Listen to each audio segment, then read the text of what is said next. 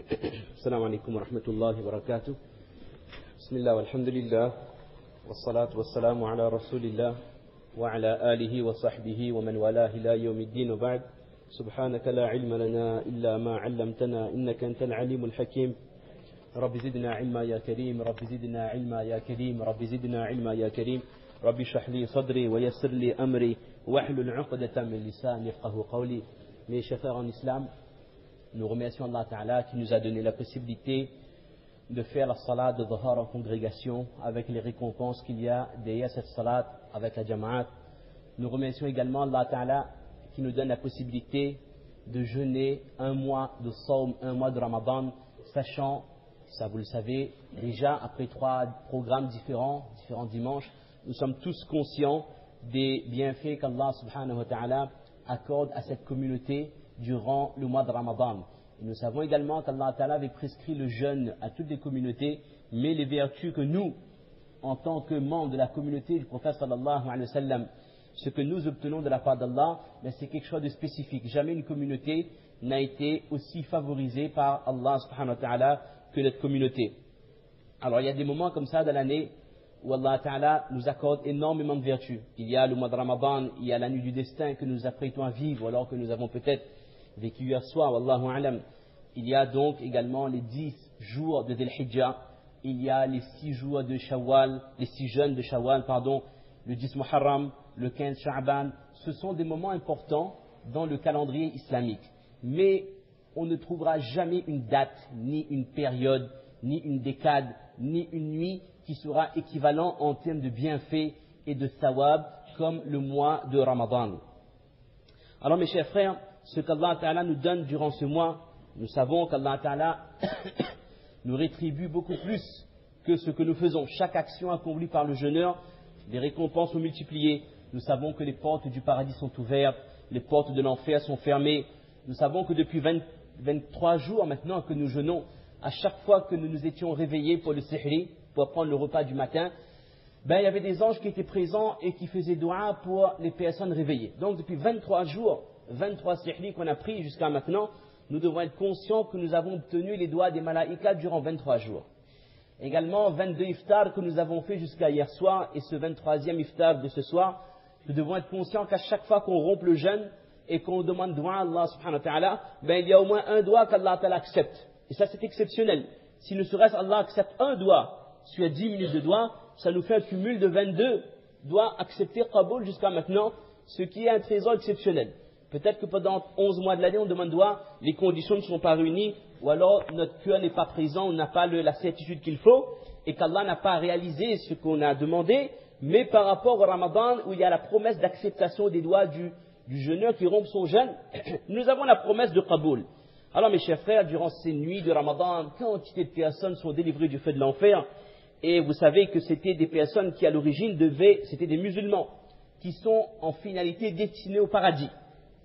Ce n'est pas des adorateurs d'idoles, ce n'est pas des kuffars qui doivent aller en enfer, qu'Allah délivre de l'enfer. Non, ce sont des ahlul iman comme vous et moi, qui à cause de leurs péchés doivent normalement aller en enfer pour quelque temps, mais par la bénédiction d'Allah et sa clémence durant ce mois béni, Allah Ta'ala décide de les délivrer, qu'on appelle al-'itq min an-nar. Allah Ta'ala décide de délivrer de l'enfer, de les protéger de ce châtiment qu'ils étaient prédestinés, et Allah Ta'ala enlève leur nom, donc des gens de la liste des personnes qu'Allah nous protège, qui doivent passer un certain temps dans l'enfer avant d'accéder au paradis. Alors mes chers frères, pour que réellement nous atteignions l'objectif de ce mois de Ramadan, chaque musulman doit s'efforcer, et c'est sûr que nous l'avons fait. Nous devons nous efforcer de continuer de cette voie jusqu'à la fin de ce mois de Ramadan dans 4 actions, dans 4 catégories d'actions. Il y a bien sûr l'accomplissement des bonnes actions, les a'mal al-salihah, le sawm en lui-même, le jeûne, la lecture du Coran, le dhikrullah, le tahajjud, le tarawih, le dhikrullah, etc., les doigts, ce sont là les actes d'adoration. Et durant ce mois, nous devons faire un maximum, faire le forcing, comme on pourrait dire, un maximum de bonnes actions. Ça, alhamdulillah, tout le monde le fait. Même ceux qui ne sont pas très réguliers à la salat, arrivé le mois de Ramadan, ils viennent, alhamdulillah. Il y a une prise de conscience générale. Et ça, c'est quelque chose qui unit les musulmans, ça, ce mois de Ramadan. D'accord? Même s'il y a une personne qu'on ne voit pas trop à la masjid, mais dans le mois de Ramadan, il y a un sursaut de foi qui fait que la personne se reconnaît comme musulman et elle vient à la masjid. Ça, c'est la première chose.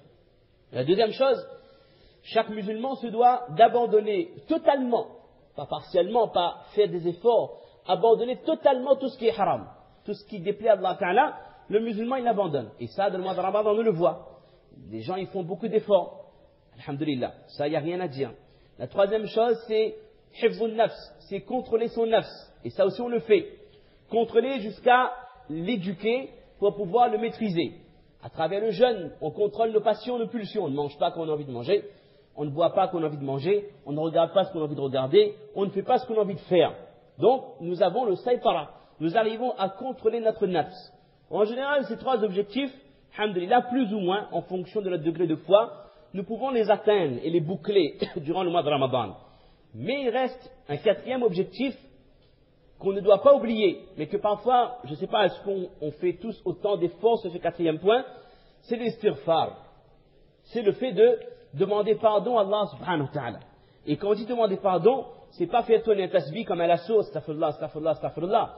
Non, c'est vraiment ce qu'on appelle, lorsqu'Allah dit dans le Coran, Tubu ila Allahi tawbatan nasuha.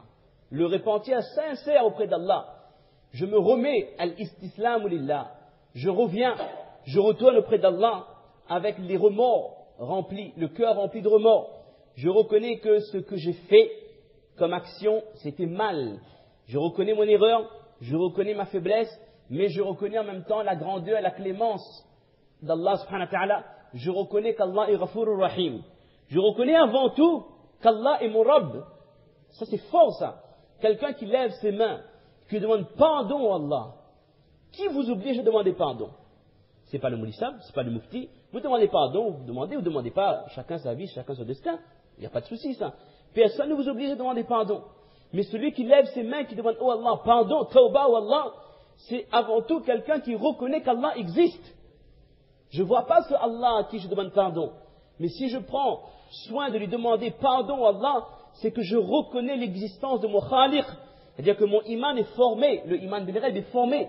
Je reconnais qu'il y a un Rabb auprès duquel j'ai des comptes à rendre.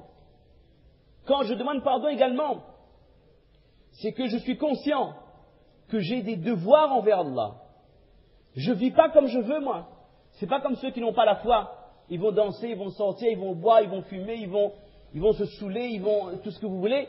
Et puis pour eux, la vie, c'est un cumul de jours qui s'enchaînent.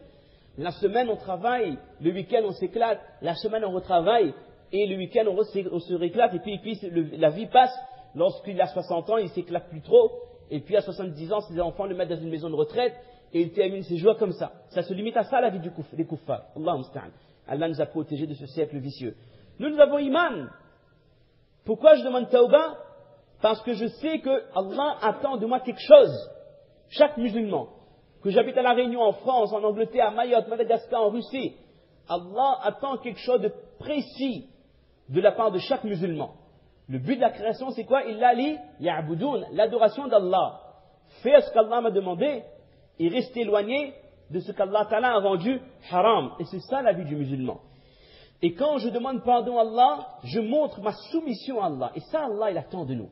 C'est pas étonnant que dans certaines sources, il est dit que si on ne faisait pas istighfar, alors Allah Ta'ala aurait créé des gens, des populations, qui font des erreurs, et qui ensuite demandent pardon à Allah. Tellement Allah Ta'ala aime l'istighfar.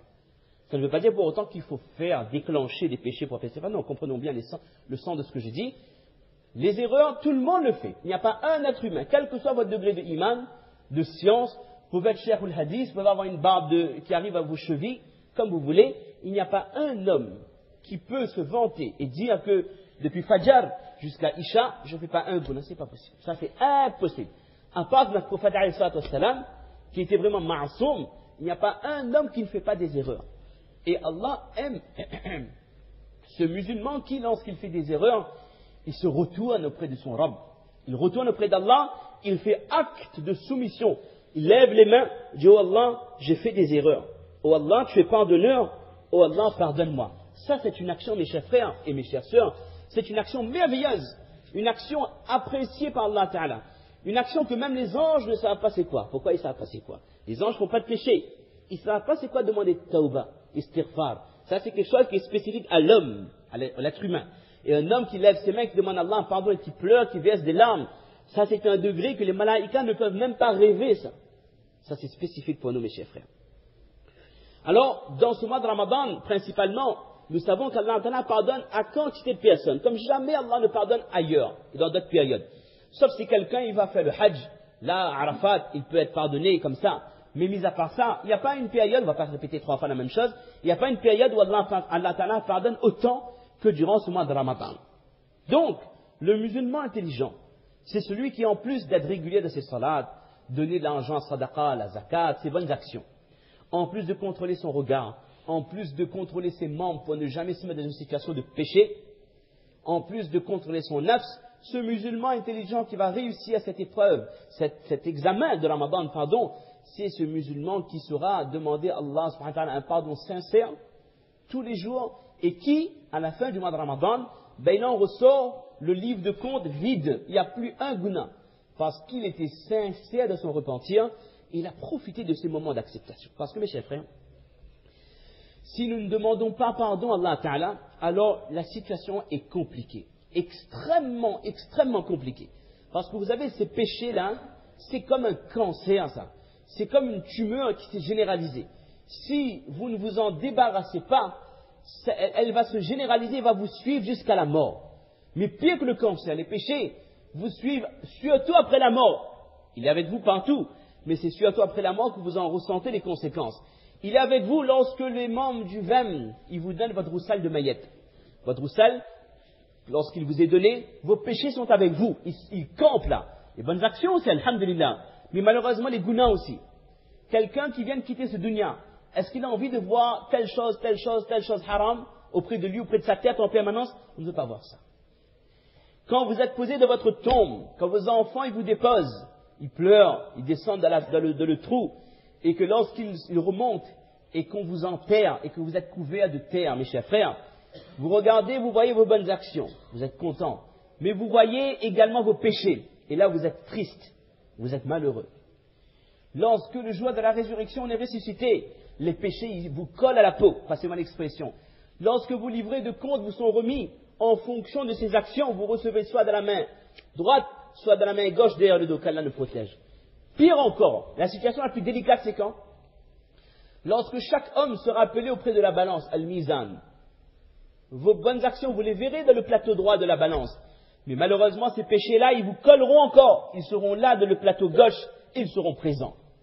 Parce que mes chers frères, et au moment de passer sur le sirat, sur le pont, vos péchés, ils sont là, ils ont une conséquence sur la vitesse à laquelle vous allez passer sur le pont sirat. Alors là, mes chers frères, si nous n'avons pas saisi l'occasion de ce mois de Ramadan pour demander pardon à Allah subhanahu wa ta'ala, nous risquerons d'être parmi ces personnes qui, le jour de Qiyamah, diront An taqula nafsun ya hasrata ala ma farrattu fi jambillah. Ces personnes qui diront malheur à moi pour mes manquements envers Allah. Les manquements, je n'ai pas fait ce qu'Allah m'a demandé et j'ai fait des péchés. Cette personne aura des regrets. Les regrets de ce dunya, il n'y a pas de problème, ça. On peut rattraper. Mais les regrets du akhirat, mes chers frères, ce sont là des regrets éternels. Et si une personne a quitté ce dunya avec des péchés, alors c'est fini, il n'y a plus de tauba. Quand il n'y a plus d'espoir de vie, quand on est dans ce qu'on appelle al-gharghara, l'agonie, alors le tauba n'est plus accepté. Et donc, plus encore, mimbab aoula, après la mort, etc., il n'y a plus de tauba possible. Donc, mes chers frères, chacun d'entre nous, nous devons prendre conscience de l'importance de ce mois pour demander pardon à Allah. Mais malheureusement, l'être humain est fait de la sorte. Nous vivons de ce dunya. 24 heures sur 24, les réalités de ce monde sont intégrées dans nos cœurs. Les réalités du akhirat, de l'au-delà, on n'a pas compris encore. Nous avons un voile sur nos yeux. Ce voile, c'est quoi? C'est le voile de la réalité de ce monde. Ce qui fait que, lorsque je perds 500 €, je suis attristé. C'est normal. Mais lorsque je rate un namaz, Fajr par exemple, je ne ressens presque rien. Ou même si j'ai un remords, ça durera quelques instants. Et puis on enchaîne avec le travail, la vie de famille, on oublie. Ça, c'est un cas concret qui nous fait bien comprendre que la réalité de ce dunya est